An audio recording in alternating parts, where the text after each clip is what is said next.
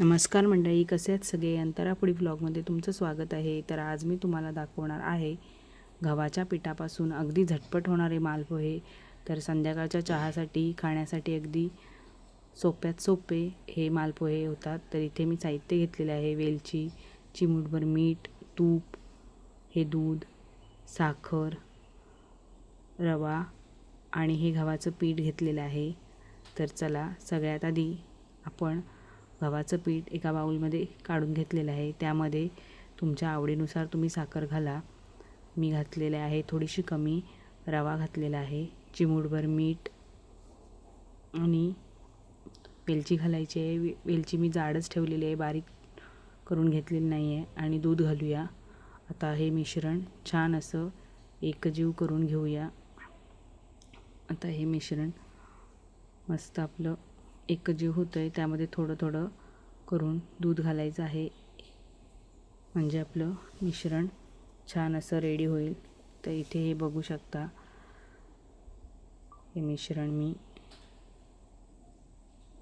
थोडं थोडं दूध टाकून एकजीव करून घेते.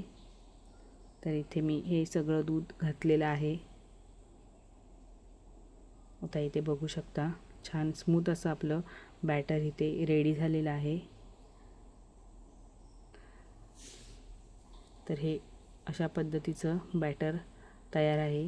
आता त्यामध्ये मी 1 चमचा तूप घातलेलं आहे. तुपाने आपल्या मालपोह्यांना छान अशी चकाक येते आणि मालपोहे टेस्टी देखील होतात. तर इथे आता तूप घालूनसुद्धा मी परत एकदा एकजीव करून घेतलेलं आहे.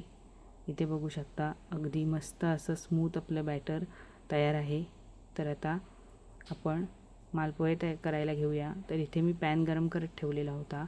त्यावर घातलेलं आहे थोडंसं तूप अगदी थोडंसं घालायचं आहे, जास्त पण तूप घालायची गरज नाही. तर आता तूप आपण छान असं पसरवून घेऊया आणि त्यावर आपले थोडं थोडं करून मालपोहा घालायचा आहे.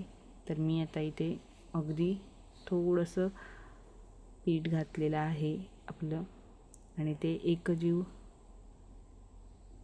करून पसरवून घेतलेलं आहे. थोडं थोडं करून छान अशी जाळी पडलेली आहे, इथे बघू शकता.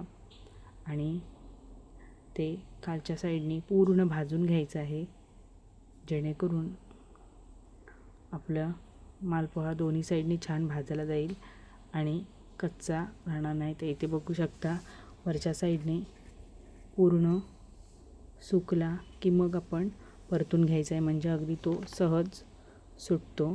तर इथे बघू शकता, आता वरच्या साईडने पूर्ण सुकला गेला आहे, म्हणजे आपला मालपोहा खालून छान असा भाजला गेला आहे. इथे बघू शकता.